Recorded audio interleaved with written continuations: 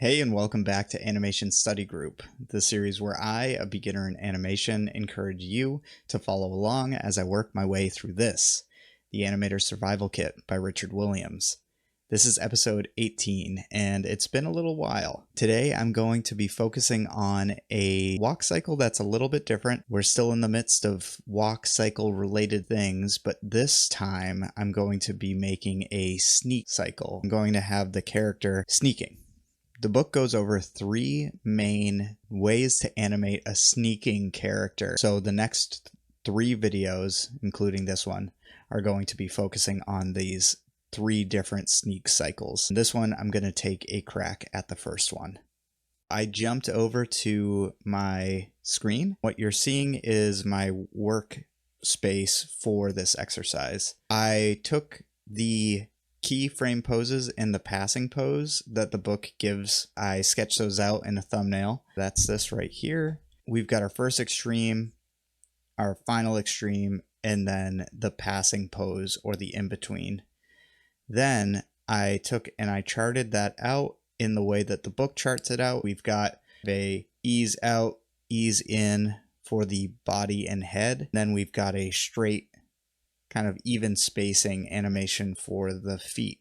Up top, I made a little arc here to represent how the head is going to move back and forth, and you've got that ease out of extreme 1 into the passing pose, and you've got the ease in to that final extreme. Then it's going to go back and cycle through again for the second step in the cycle. The book charts this out on 2s, so you've got a drawing every other frame. So it's going to go 1, 3, 5, 7, 9, etc.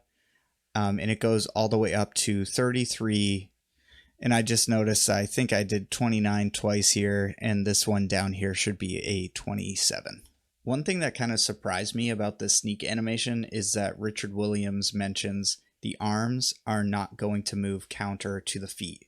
They're just going to balance the weight out on the body, and they're actually not going to move that much at all. I'm going to try to just listen to that advice and do exactly that. It's interesting though, you read a little bit further in the book and he draws out some other key poses for a similar sneak or maybe the same sneak, and you can tell that maybe just intuitively he's got the arms and legs moving opposite each other, which after doing all these walk cycles just feels natural. But I'm just going to have them kind of move forward as the character moves to that passing pose and move back as they're in the 2 extreme poses. So I'm going to have the head and body move in this arc. I will have the hands kind of follow this general arc as well, I think. I'll end up with 17 total different drawings at the end, including these 3 key poses.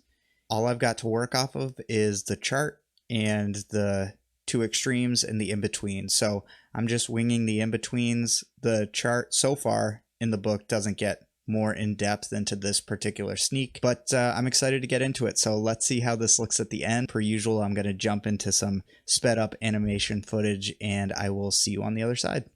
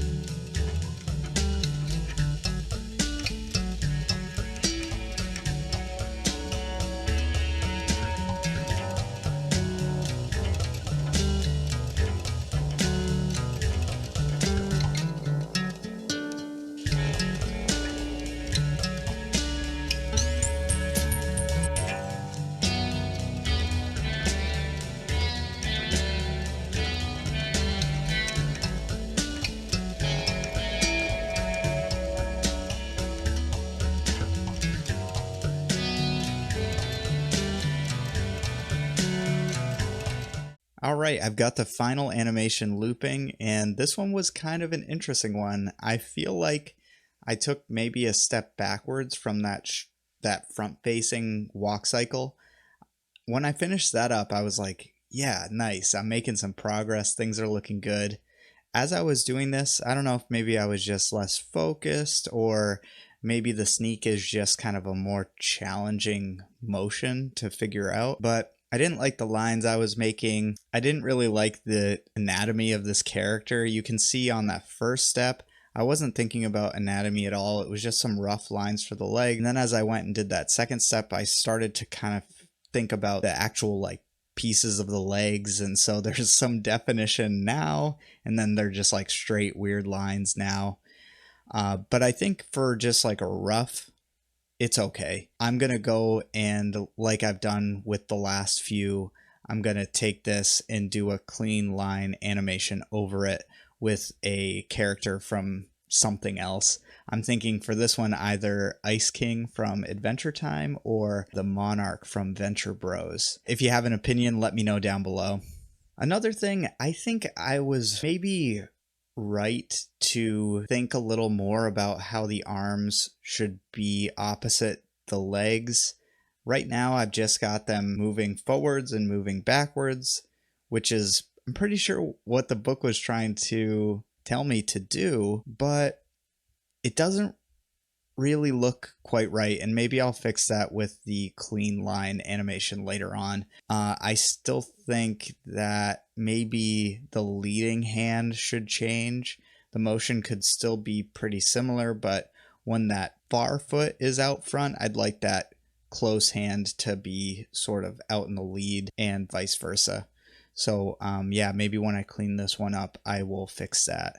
Other than that, cool motion. Fun exercise to do. I'm still enjoying putting these together, although they are kind of coming fewer and further between. It is hard to stay consistent with a hobby that takes up this much time, but I am still excited about it, and I have a lot of ideas in the future that I'm gonna need to get a lot better to accomplish. So the journey continues.